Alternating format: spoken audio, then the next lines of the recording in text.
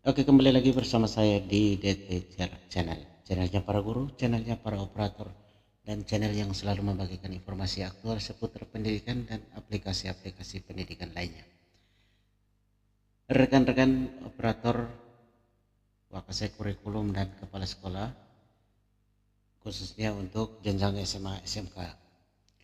Pada video kali ini kita akan membahas satu informasi yang sangat penting dan terbaru terkait dengan pengelolaan e-ijazah.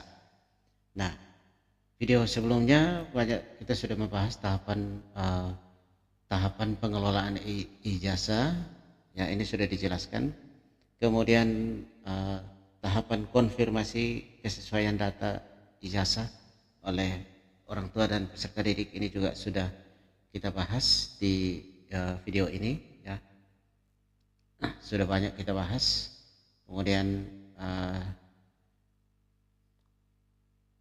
ada di sini waktu perilisan fitur cek konfirmasi ijazah untuk operator bisa mengecek sejauh mana perkembangan konfirmasi data oleh peserta didik. Nah, kali ini ada fitur baru yang sangat penting dan tidak uh, boleh diabaikan, yang merupakan satu kesatuan dari merupakan salah satu tahapan yang sangat penting dalam proses pengelolaan e-ijazah. Kita langsung saja di web e-ijazah. Kalau kita lihat di sini di jadwal, di daftar jadwal ini ada jadwal umum dan jadwal satuan pendidikan. Jadi jadwal umum ini menampilkan lini masa tahapan pengelolaan e-ijazah dan akan dimulai pada tanggal 4 Mei besok ya untuk penetapan kelulusan. Nah, ini yang perlu kita mulai mengerjakan, mulai dikerjakan itu mulai pada tanggal 4 besok. Nah, kemudian ada di bawah ini di jadwal ini ada dua, jadwal umum dan jadwal satuan pendidikan. Nah, jadwal satuan pendidikan ini akan menampilkan daftar jadwal untuk setiap tahapan dalam pengelolaan data induk ijazah. Pastikan Anda memeriksa secara berkala guna memperoleh informasi terkini. Jadi uh, setiap satuan pendidikan itu harus wajib memantau jadwalnya di sini ya, karena banyaknya pengguna, maka jadwal untuk setiap tahapannya ini akan ditampilkan di sini. Ini fitur yang pertama. Jadwal ini kalau kali yang lalu kemarin-kemarin itu di video sebelumnya itu di jadwal ini hanya satu, jadwal umum saja. Nah, hari ini saya buka, ini sudah ada jadwal satuan pendidikan. Kemudian yang berikut, fitur baru yang berikut itu kalau kita lihat di sini di DNS daftar nominasi sementara ini ditampilkan, ini ada fitur residu DNS, ini sudah dijelaskan sebelumnya. Kemudian valid DNS ya, ada valid DNS dan ada nomor SK kelulusan. Nah, fitur yang baru ini adalah yang ini nomor 3 ini, nomor SK kelulusan. Nomor SK kelulusan ini baru dirilis hari ini, karena kemarin itu saya buka belum ada ini ya, nomor SK kelulusan. Nah, kemudian penetapan kelulusan dan pembuatan SPTJM. Nah, kita lihat satu persatu dulu. Tadi fitur yang pertama yang baru itu di jadwal satuan pendidikan, ini baru. Kemudian datang lagi fitur yang kedua yang sangat penting juga. Ini perlu diperhatikan oleh operator, wakasek kurikulum dan kepala sekolah.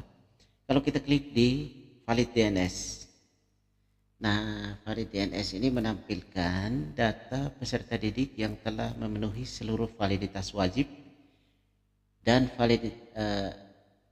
dan sudah dinyatakan valid, kemudian ditetapkan sebagai daftar nominasi sementara calon penerima ijazah. Nah, penjelasannya adalah konfirmasi data, hasil konfirmasi kesesuaian data calon penerima ijazah melalui portal ijazah. Kalau kita di sini konfirmasi datanya sudah centang hijau, ini artinya sudah melakukan konfirmasi dan kesesuaian datanya sudah dikonfirmasi. Nah, kemudian di sebelahnya ini kita lihat ini ada unggah foto ini baru sekali ini, baru tahun ini. Kalau tahun yang lalu itu tidak ada unggah pas foto di sini. Di sini ada unggah foto. Nah, untuk unggah pas foto di sini kita lihat di bagian kiri aksi ini ada tombol upload foto siswa. Upload foto siswa, kita coba klik di sini. Nah, ini menampilkan fitur untuk kita mengupload foto siswa. Nah, ternyata untuk mengupload foto siswa ini tidak ada fitur untuk upload massal ya. Tidak ada fitur untuk upload foto secara massal untuk semua siswa. Sehingga upload foto siswa ini harus dilakukan satu per satu. Bayangkan Bapak Ibu, rekan-rekan, kita harus upload satu per satu untuk siswa. Maka ini perlu dicermati secara baik dan penuh ketelitian agar tidak salah. Karena siswa yang banyak membutuhkan waktu dan kesabaran untuk melakukan upload satu persatu. Nah, di sini format pas foto atau foto siswa yang diunggah di sini, ketentuannya adalah yang pertama formatnya adalah JPG, juga boleh PNG ya. Jadi format foto siswanya JPG, PNG ini boleh. Dan foto akan dipangkas sesuai bingkai 3x4 cm. Oleh karena itu yang perlu dipersiapkan, foto yang perlu dipersiapkan itu adalah pas foto ukuran 3x4, ukuran 3x4, sehingga nanti tinggal disesuaikan, sistem menyesuaikan atau memangkas sesuai dengan bingkai 3x4-nya jika foto yang kita upload itu melebihi. Kemudian yang pertama tentang formatnya adalah format JPG atau PNG. Terkait dengan ukuran berapa megabyte itu tidak ada ketentuan di sini. Ya, tidak ada ketentuan ukuran foto berapa megabyte atau berapa kilobyte, ini tidak ditentukan. Kemudian yang berikut, jadi untuk pas foto ya, ini fitur baru. Yang pertama tadi itu adalah jadwal. Saya tuliskan di sini agar tidak salah, jadwal satuan pendidikan. Kemudian yang fitur yang kedua itu adalah upload foto siswa. Nah, untuk foto siswa yang perlu diupload ini yang pertama ketentuannya format bisa JPG atau PNG. Kemudian yang kedua, tidak ada fitur upload secara massal, sehingga uploadnya satu per satu siswa. Oke, jadi ini perlu diperhatikan. Kemudian warna latar belakang foto siswa tidak ada ketentuan yang mengatur ya. Tidak ada ketentuan tentang latar belakang foto siswa yang harus diupload. Jadi untuk ketentuan foto siswa ini mungkin sekolah perlu berkoordinasi ya dengan dinas untuk mendapat petunjuk secara langsung tentang warna latar belakang foto siswa ya. Nah, karena tidak ada ketentuan yang mengatur secara langsung atau tidak ada juknis yang mengatur tentang latar belakang foto siswa, maka mungkin kalau ragu sekolah bisa melakukan atau berkoordinasi dengan dinas untuk mendapat petunjuk lebih lanjut. Nah, sedangkan jika bisa sekolah bisa mengambil keputusan, bisa diputuskan atau ditentukan oleh sekolah masing-masing. Nah, itu terkait dengan foto siswa, upload foto siswa. Jadi ketika untuk upload foto siswa, kita lihat di sini setiap orang ini ada nama, kemudian di bagian ini ada fitur upload foto siswa. Kita klik, akan terbuka jendela seperti ini. Maka di sini ada kotak untuk kita klik untuk pilih foto ya. Klik untuk pilih foto, klik di bagian tengah kotak ini yang disiapkan untuk mengunggah foto dari komputer. Atau bisa juga menggunakan tombol browse foto di sini. Kemudian setelah fotonya terupload di kotak ini ada tombol simpan, klik saja tombol simpan foto agar sistem bisa menyimpan foto yang kita unggah untuk satu siswa. Dan begitu juga untuk siswa yang lain, ini diupload satu per satu. Sehingga perlu diteliti agar foto yang diunggah itu tidak salah. Kadang-kadang ada nama siswa yang sama, ya, ada nama siswa yang mirip tapi tidak sama. Kita karena terburu-buru dikejar waktu, kita agar cepat selesai, kita tidak teliti, kita upload fotonya orang lain. Nah, ini akan menyebabkan kesalahan karena di sini pas foto ini akan ditampilkan di ijazah. Jadi tahun ini ijazahnya sudah ada pas fotonya, ada foto siswanya.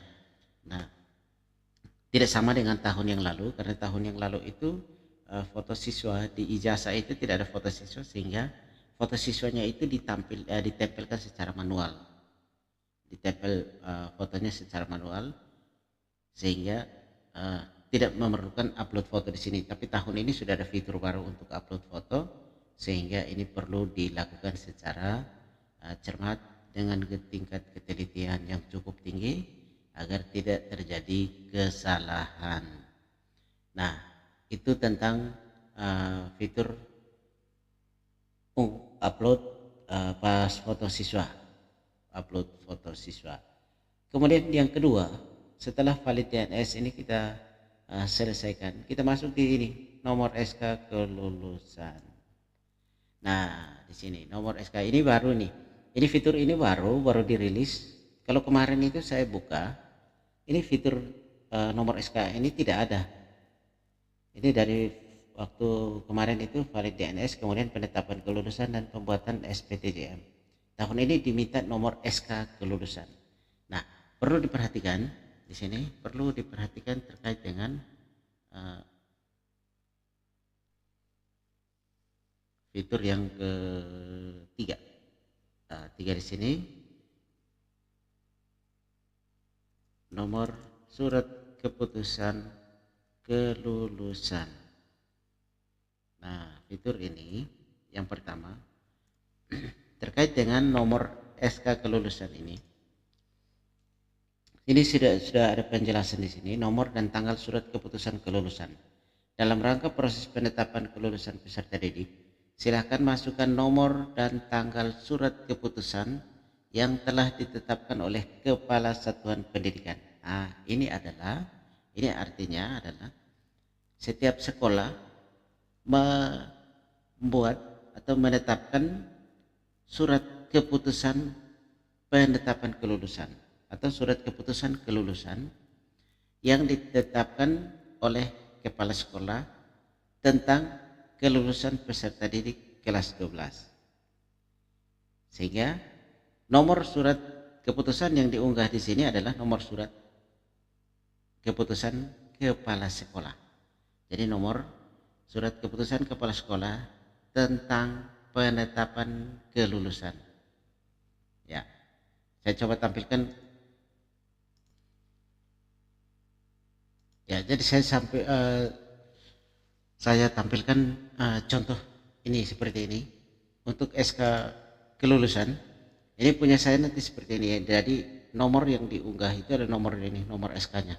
Keputusan kepala sekolah, kepala SMA tentang nomor sekian tentang penetapan kelulusan peserta didik tahun pelajaran 2025-2026. Nah, nomor ini yang nanti diunggah di sini.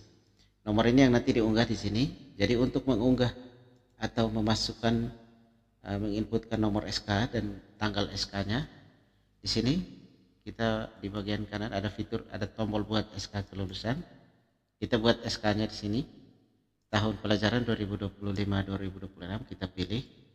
Kemudian kepala satuan pendidikan. Ini adalah nama kepala sekolahnya. Ini nama kepala sekolah diisikan di sini. Ini karena belum bisa, karena tanggal 4 besok baru dimulai. Ini kepala satuan pendidikan, nama kepala sekolahnya kita isi, kemudian nomor SK-nya.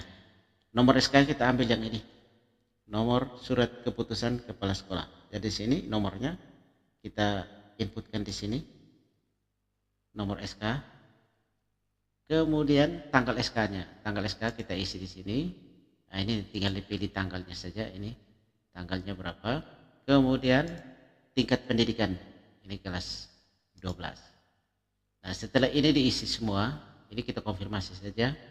Ya, saya yakin akan menambahkan nomor SK kelulusan ini. Kita centang, kemudian tombol simpan akan menyala, kita tekan tombol simpan untuk menyimpan. Nah, ini untuk SK kelulusan. Nah, nanti surat keputusan fisiknya itu nanti disimpan di sekolah sebagai arsip, sehingga mungkin nanti diunggah ke dinas. Karena kalau pengalaman tahun lalu ini kita hanya unggah file, unggah SK penetapan, surat keputusannya yang diunggah, file namanya surat keputusannya ditandatangani, kemudian di scan, ya, di scan, kemudian diunggah di sini. Namun pengalamannya waktu tahun lalu itu ada yang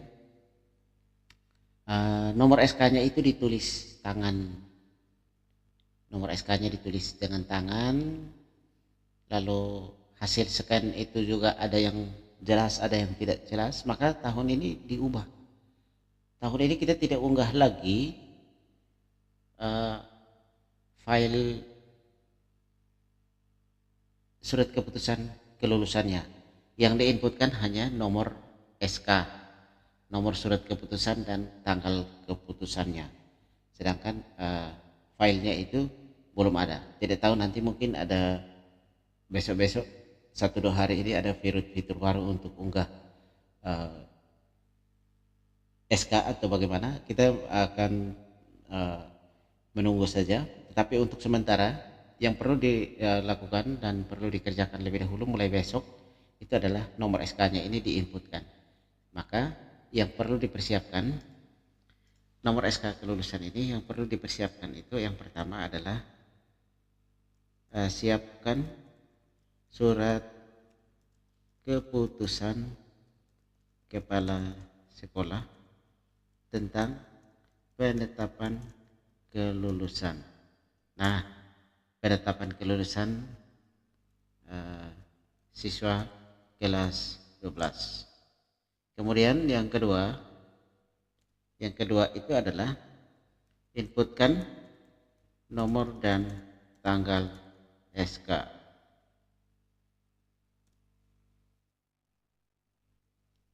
Inputkan tanggal dan nomor SK di bagian ini. Nah, nanti setelah tanggal dan nomor SK ini sudah diupload atau diisi, maka kita masuk ke tahap yang berikut, yang keempat, itu adalah penetapan kelulusan. Untuk penetapan kelulusan seperti tahun yang lalu, kita akan melakukan penetapan kelulusan untuk semua peserta didik yang kelas 12. Di sini sekolah saya ini ada 425. Ini lebih sedikit dari tahun yang lalu. Tahun yang lalu itu 453. Tahun ini berkurang jadi 425. Nah, untuk penetapan kelulusan ini kita tetapkan bisa satu persatu, juga bisa massal. Kalau misalnya nanti di sekolah itu semuanya dinyatakan lulus 100%, presentasinya 100%, maka kita gunakan tombol massal ini. Kita gunakan tombol luluskan semuanya.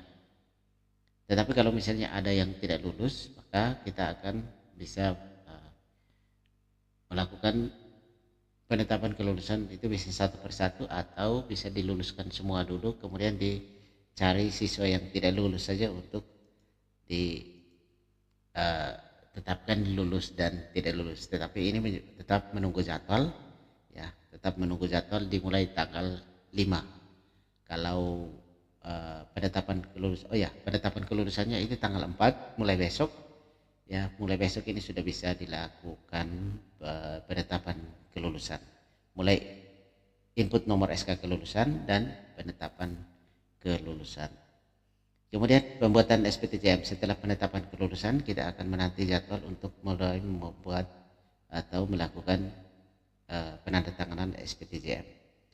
Nah, untuk penandatanganan SPTJM itu akan kita bahas di video berikutnya. Kita fokus pada fitur baru tadi, itu yang pertama itu upload foto siswa, dan yang kedua itu nomor surat keputusan kelulusan. Nah, Nah, ini yang perlu dipersiapkan secara baik, terutama dengan pas foto atau foto siswa yang diunggah ini perlu disiapkan, dan untuk uploadnya itu juga hati-hati agar tidak salah. Baik, di sini yang terakhir ini kita lihat jadwalnya. Ini jadwal sudah ada. Besok itu adalah penetapan kelulusan dan seterusnya. Ini oh ya, satu tambahan lagi untuk data kepala sekolah itu jangan lupa disiapkan terlebih dahulu ya. Disiapkan terlebih dahulu untuk perbaikan kepala sekolah. Nama kepala sekolah ini ada di sini. Di sini nomenklatur di pengaturan ya. Di pengaturan sini ini ada nomenklatur nama sekolah ya. Ini perlu disesuaikan. Ini ternyata ini baru juga ya. Ini ternyata ini juga baru. Nama sekolah dipastikan ini namanya sudah benar. Jika masih ada yang belum dan perlu diperbaiki, ini menggunakan tombol ini. Perbaikan nomor nomenklatur gambar pensil. Ya. Gunakan gambar pensil ini untuk melakukan perbaikan nomenklatur di sini. Nomenklatur perubahan, ini nomenklatur saat ini, nomenklatur perubahan ini dilakukan di sini. Nah, mohon pastikan perubahan nomenklatur nama satuan pendidikan telah benar dan sesuai. Hanya diperbolehkan untuk mengganti huruf besar dan kecil sesuai dengan penamaan satuan pendidikan saat ini. Jadi tidak boleh ada penambahan, misalnya SMA negeri tidak boleh. Sudah terdata SMAN tidak boleh diganti dengan SMA negeri. Seperti itu. Itu untuk perbaikan nomenklatur. Kemudian ada fitur lagi untuk data kepala satuan pendidikan. Ini juga jika ada nama kepala sekolah tidak ada gelar ini, tidak ada gelar. Untuk penambahan gelar itu gunakan tombol pensil untuk perbaikan gelar akademik. Ini sudah dijelaskan di video sebelumnya. Gunakan tombol perbaikan gelar akademik. Kemudian metode pengesahan, ini fitur baru nih. Ini yang keempat itu adalah fitur baru, metode pengesahan. Nah, di sini metode ini ada di sini, metode pengesahan tanda tangan basah, pembubuhan menggunakan foto digital atau barcode. Ya, di sini. Nah, untuk ini, untuk metode pengesahan, satuan pendidikan dapat memilih metode pengesahan draft ijazah.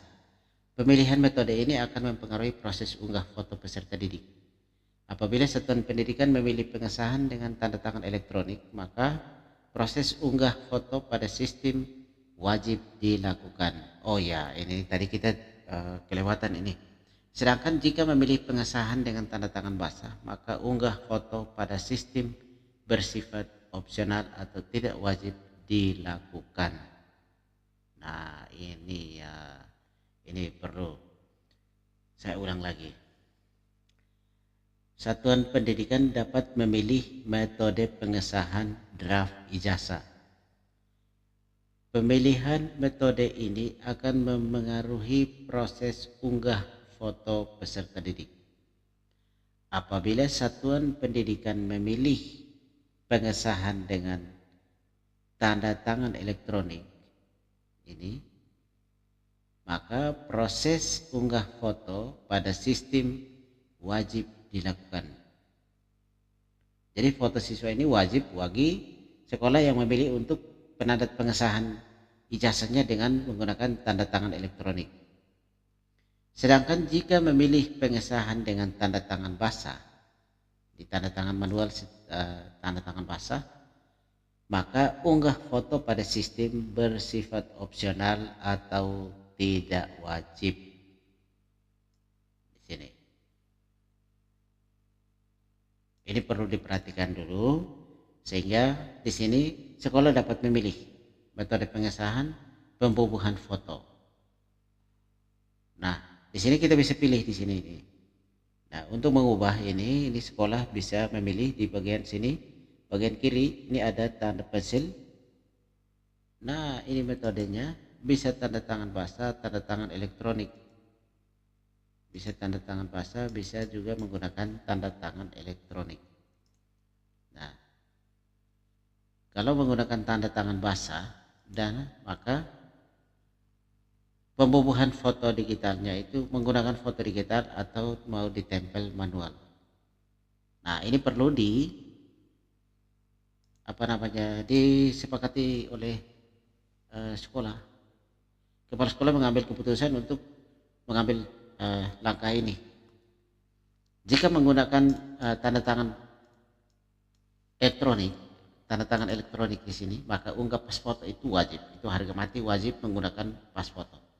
Wajib unggah pas foto ke sistem ijazah. Tetapi kalau sekolah memilih untuk menggunakan tanda tangan basah, ditandatangani secara langsung, maka pembubuhan foto di sini bisa dipilih untuk ditempel manual atau menggunakan foto digital. Kalau sekolah memilih untuk tempel manual, maka upload pas fotonya diabaikan. Sehingga nanti setelah pencetakan ijazah, baru ditempel pas fotonya agar bisa disesuaikan dengan tanda tangan. Tetapi kalau boleh juga sekolah memilih untuk menggunakan foto digital. Kalau menggunakan foto digital, maka waktu download kita mengunduh ijazah itu sudah akan tercetak dengan pas fotonya. Tinggal saja kepala sekolah menandatangani secara basah, secara langsung atau tanda tangan basah, membubuhkan tanda tangan basah.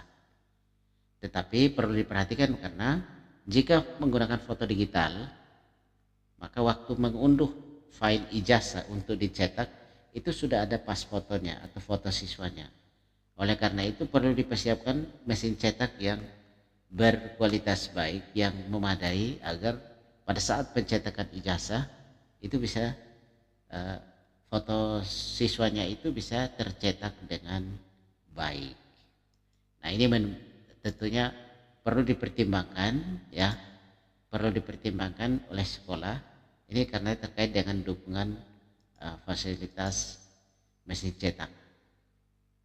Tetapi kalau sekolah memilih untuk penandatanganan secara menggunakan tanda tangan elektronik, maka wajib setiap siswa itu diunggah atau diupload pas fotonya. Baik, itu untuk fitur-fitur baru di web ijazah di sini. Oh ya, fitur baru yang keempat itu adalah metode pengesahan. Ya, metode pengesahan tadi yang pertama pembubuhan metode pengesahan ini menggunakan TTE atau tanda tangan basah. Yang kedua, jika memilih untuk pengesahan menggunakan tanda tangan elektronik, maka upload foto siswa bersifat wajib. Namun jika pengesahan menggunakan tanda tangan basah, maka upload